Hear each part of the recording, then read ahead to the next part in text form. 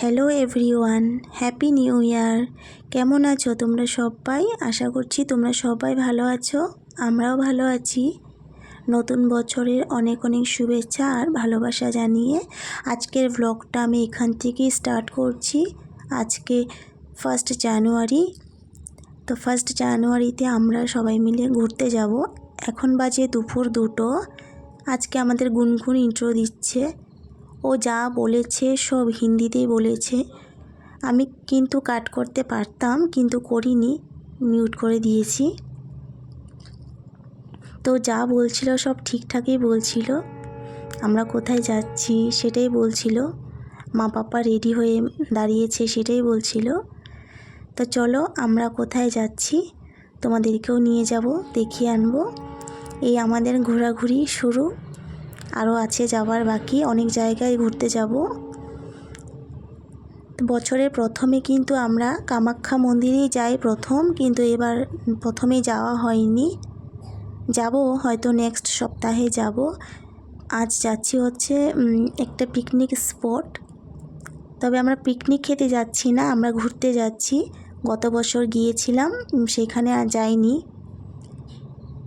আধা রাস্তা থেকে ঘুরে এসেছিলাম। কারণ আমরা স্কুটি নিয়ে যাই আর দুজনকে নিয়ে গুড়িয়া গুনগুন থাকে আমাদের সাথে, আর ওদেরকে নিয়ে এত রিক্সি জায়গায় স্কুটিটা ওঠানো ঠিক নয়। এই জন্য আমরা আবার ঘুরে চলে এসেছিলাম, যাওয়া হয়নি। তাই আমার হাজব্যান্ড বলছিল যে আজ নিয়ে যাবে, কিন্তু মানা করতে পারলাম না। কারণ ওকে যদি আমি মানা করি যাব না, ও রাগ হয়ে যায়। কারণ ও ঘুরতে ভালোবাসে আর ঘোরাতেও ভালোবাসে। যাওয়ার পথে না আমরা এইখানে সর্ষে খেতে চলে এসেছিলাম প্রথম। আর অনেকটা জায়গা নিয়ে তো সর্ষে ক্ষেত, কিন্তু মানুষ পাহারা দিচ্ছিল। তো যাই হোক, আমরা একটু আধটু ঢুকেছিলাম, ভয় ভয় লাগছিল। কিন্তু মানুষে ঢুকে সেখানে ফটোশ্যুট করছে, ব্লগ করছে। আমার মতো ব্লগার আমি অনেক দেখতে পেয়েছিলাম এখানে। যাই হোক, আমরা একটু আধটু ঢুকে ঘুরে টুরে আবার চলে গেছিলাম যেখানে যাব সেখানের উদ্দেশ্যে। কারণ যেখানে আমরা যাব অনেক দূর, আর কখন গিয়ে পৌঁছবো তার কোনো ঠিক নেই, কিন্তু বের হয়েছি। ভয় ভয় লাগছিল, কারণ আজ 1 জানুয়ারি, অনেক পিকনিকের গাড়ি গিয়েছে আর জ্যাম থাকবে রাস্তা।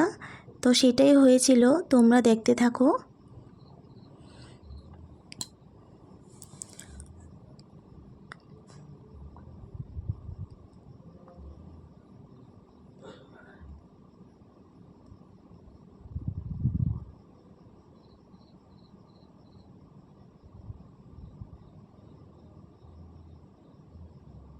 তো কী হয়েছিল বলো তো, কালকে 31 গিয়েছে, তো আমি তো কোনো ব্লগ শ্যুট করিনি। একটু প্রবলেম ছিল, এটা সেটা পড়াশোনার ব্যাপার ছিল, তার জন্য আমি কিছুই করে উঠতে পারিনি। তো আজকেই করেছি, ভাবছি আজকে যাব, যদি আজকেই করব। কিন্তু হ্যাঁ, কালকে আমরা খাওয়া দাওয়া করেছিলাম, সেটা অবশ্যই হয়েছিল, কিন্তু কোনো কিছুই শ্যুট করা হয়নি। মা আমাকে বলেছিল যে ব্লগ শ্যুট করো, কিন্তু আমি করতেই পারিনি। তা একজনের কথা আমি বলবো, আমাকে কমেন্ট করেছিল, বেশ ভাল লেগেছে কমেন্টটা পড়ে। রুবিস টাইম স্টোরি থেকে কমেন্ট করেছিল যে তুমি সত্যি অনেক লাকি যে তোমার হাজব্যান্ড তোমাকে ভিডিও শ্যুট করে দেয়। হ্যাঁ, ঠিকই বলেছ। ইউটিউবে না আসলে জানতেই পারতাম না যে আমি অনেকটা লাকি। শুধু ও ব্লগ শ্যুট করে দেয় সেটা নয়, আমার শাশুড়ি মা মানে মা আমাকে ভিডিও করতে অনেকটা সাপোর্ট করে। যখন আমি ভিডিও শ্যুট করি না বা আরম্ভ করছি না, তখন আমাকে বলে যে কেন শ্যুট করছো না, কি হয়েছে, শুরু করো। এই দিকটা থেকে না আমাকে অনেক সাপোর্ট করে, আমার হাজব্যান্ডের থেকেও বেশি সাপোর্ট করে মা। এই জন্য আমি আর একটু সাহস পাই। দেখো আমরা যে চলে এসেছি, দেখতেই পেয়েছো কতটা জ্যাম ছিল, এত রিক্সি। আর আমাদের স্কুটিটা একদম নিচে একজনের বাড়িতে রেখে এসেছিল, আমার বর রেখে এসছে। তারপর আমরা হেঁটে হেঁটে যাচ্ছি, আর এতটা দূর ভাবতেই পারিনি, যদি জানতাম না তাহলে আমি আসতামই না। তারপর একটু হাঁটতে হাঁটতে হাঁপিয়ে গিয়েছিলাম, একটু দাঁড়িয়েছি। এই পাহাড়টা দেখো, তার মাঝখানে যেটা দেখা যাচ্ছে সেটা হলো নদী ব্রহ্মপুত্র। তো আমরা ব্রহ্মপুত্রর পাড়ে এসছি, সনকা বলে এই জায়গাটাকে, পিকনিক স্পট, খুব পপুলার একটা জায়গা। তোমরাও চাইলে আসতে পারো পিকনিক খেতে, কিন্তু আমরা পিকনিক খেতে যাইনি, ঘুরতে গিয়েছিলাম। এটা একটা রিসর্ট, সেখানে আমরা ঢুকেছিলাম, ঢুকে আবার বেরিয়ে গেছি, কারণ আমরা যেটা দেখতে এসেছিলাম সেটা না দেখে এখানে গিয়ে সময় নষ্ট করব না, কারণ বাড়িও যেতে হবে। এখন 3:30 মতো বেজেই গিয়েছিল।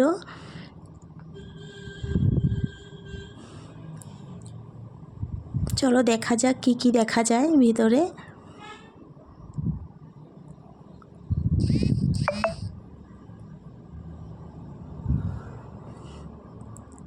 তবে আমরা সেখান থেকে বেরিয়ে এসেছিলাম, কারণ ওখানে দেখার অনেক কিছুই ছিল, কিন্তু দেরি হয়ে যাওয়ার কারণে আমরা বেরিয়ে এসেছিলাম। তো আমরা এখন সোজা চলে যাব যেখানে এসেছি সেখানে।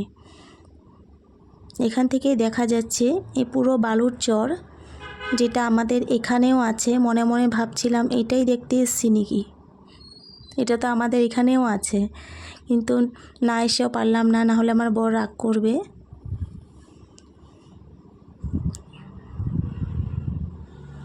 এই যে আমাদের ঘোরাঘুরি শুরু হয়েছে মাত্র, পুরো জানুয়ারি মাসটাই আছে। কোথায় কোথায় যাব তোমাদেরকেও দেখাবো। ইস্কন মন্দির যাব, চিড়িয়াখানা যাব, কলাক্ষেত্র, শঙ্করদেব কলাক্ষেত্রতেও যাব, প্ল্যান করে রেখেছি, কিন্তু কবে যাব সেটা জানি না। এখানে দেখার মতো অনেক কিছুই ছিল, তোমরা দেখতেই পাবে। আর গুড়িয়া গুনগুন তো এখানে এসেই পাগল, এটা দেখবে সেটা দেখবে, কারণ ওরা একদমই ঘরের থেকে বের হয় না, সব সময় তো ঘরেই থাকে। তোমরা দেখতেই পেয়েছো, স্কুল আর ঘর। আর আমরা ঘুরতে নিয়ে গেলেই, ওর পাপা যদি ঘুরতে নিয়ে যায় তাহলে ঘুরতে বের হয়, না হলে ওরা ঘরেই থাকে। ওরা মামার বাড়িও যায় না, বছরে একবারই যায়। এই জন্য ওদের মানে ঘুরতে যাওয়ার আর কোনো জায়গাও নেই। কতটা খুশি হয়েছে সে দেখে আমার ভাল লাগছে, যে না আমার মেয়েরা অনেকটা খুশি হয়েছে এখানে এসে। বাচ্চাদের জন্য একমাত্র এসেছি, যে ওরাও একটু খুশি হবে বের হয়ে, সারাক্ষণ তো ঘরেই থাকে। এগুলো সব পিকনিক, ওরা পিকনিক খেতে এসছে। ওরা দুলতে চেয়েছিল একটু, তারপর আমি একটু চান্স নিয়ে নিলাম।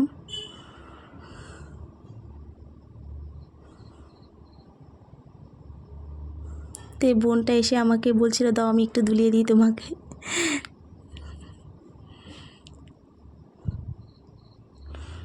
তারপর মনে মনে একটা ভয় ছিল যে অন্ধকার হয়ে আসছে, আমাদের তো যেতে লাগবে। আর সত্যি আমরা আসার সময় অনেকটা কষ্টও হয়েছিল আমাদের, কারণ জায়গাটা একটু রিস্কি জায়গা।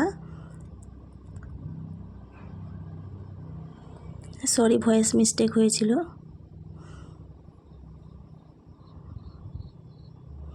তারপর বালু দেখে, দেখো বালু ধরতে শুরু করে দিয়েছে, মানে যা দেখেছে সবটা দেখেই খুশি।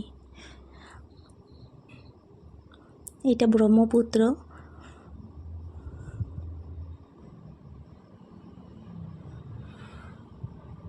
তারপর আমরা একটু হাতটা ধুয়ে নিলাম, যেহেতু এটা সেটা খেয়েছিলাম। আর ওরা তো মানে জল পেয়ে ভাবছিল কি নামবে নিচে, আমরা নামতে দিইনি, ভয় লাগে। সামনেই দেখা যাচ্ছে কিন্তু জল নেই বেশি। এটা পাহাড়, পুরো পাহাড়টা ঘুরিয়েছে, মোবাইলে ক্যাপচার করেছে। তারপর অনেকটা কাটও হয়ে গেছে, যেহেতু আমি এডিটিং করেছি, গতকালকের ভিডিওটাও আমি এডিটিং করেছিলাম। এখন সেই রিসর্টটাতে চলে এসেছি। দেখো কত লোকজন এখানে। এখানে এসে আমাদের অনেক পরিচিত বের হয়েছে, ওরাও এসেছিল। এখানকার ফুলগুলো অনেক সুন্দর, তাই আমি একটু করে নিয়ে নিলাম।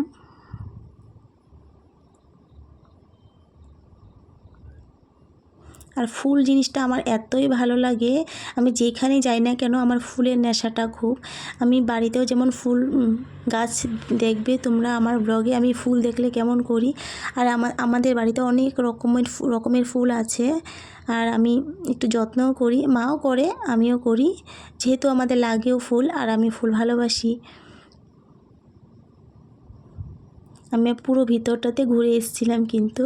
তারপর দেখো এই যেটা পাতাবাহার, মনে হচ্ছে পাতাটা এত সফট ছিল, অয়েলি অয়েলি ভাব ছিল পাতাটাতে, একটুও ধুলো ছিল না, বেশ ভাল লাগছিল ধরতে।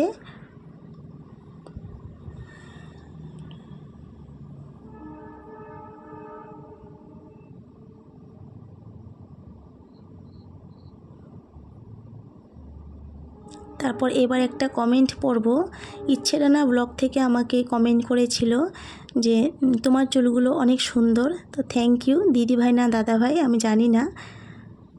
আশা করছি ব্লগটা ভালো লেগেছে।